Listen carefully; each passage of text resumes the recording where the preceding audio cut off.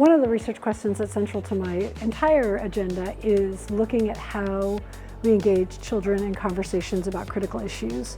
So I'm thinking about things like immigration, family detention and deportation, perhaps poverty, gender identity. And so I work closely with teachers, kindergarten through 8th grade teachers, who are taking on this work of having those conversations with kids, reading children's literature around those issues. So my interest in this project in particular was how teachers who are largely female, in particular kindergarten through 8th grade, are responding to challenges or limitations on their practice, particularly right now with more than 40 states having passed legislation limiting what teachers can talk about in classrooms. I was interested in knowing how are 15 teachers across the state of Oregon responding to those challenges in critical ways, right? They're not responding by cutting that from their curriculum, but they're figuring out creative ways to challenge that system.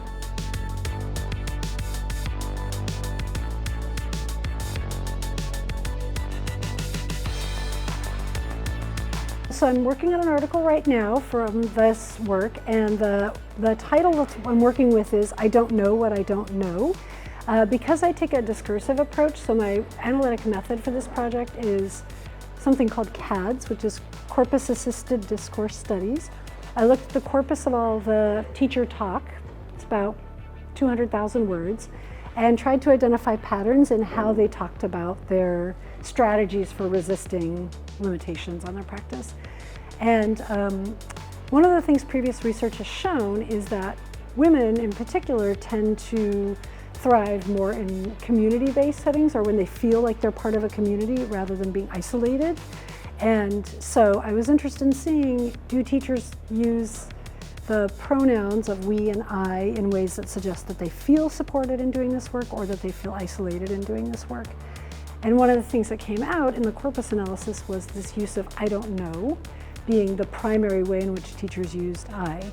And so what we found is that a lot of teachers, even though they're doing this work, they still feel like they don't exactly know how to respond, but many of them felt supported by their maybe colleagues, maybe administrators, maybe parents in their community. Those kinds of supports were important for helping them get past the I don't know how to respond to this.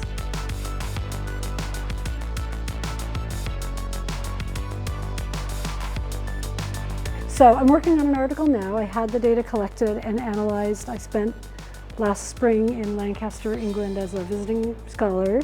That's kind of the home of this methodology, and was able to dig pretty deeply into the data. So the fellowship supported the time that I spent in England working with scholars there on learning this methodology, because it was relatively new for me. I had done just a little bit of work with it before, but really supporting the time that I had to do that. And it also supported working with a doctoral student. The final thing that it's funding is going to be presenting this work at a conference in Los Angeles in April, and so there were travel funds to support the travel to that conference. For me, it's helped move my research agenda forward because, like I said, I've been able to learn this new methodology. I've been able to dig into the data more closely than I had been able to before. And it's also raised new questions for me about some of the interview data I have, but also in planning future projects. So I'm thinking forward to this summer, and what I really would love to do is re-interview these teachers, because the interviews originally were conducted in 2023 and 2024, which was before this president was elected again. So a lot has changed since then. So I'm really interested in seeing whether these teachers are persisting in doing this kind of work, whether they're feeling supported. I just want to say thank you to the Center for the Study of Women in Society for supporting this work. It's the first time that I've received a fellowship from the group, and it's been really interesting in helping me think a little bit more about the gender dynamics than I have before with teachers. When I first started thinking about this idea, I wasn't focused on that, but then I started to notice in reading through the interviews that some of the female teachers were expressing more doubt or more concern or more searching for co-conspirators, as we would say, in education to help them do this critical work.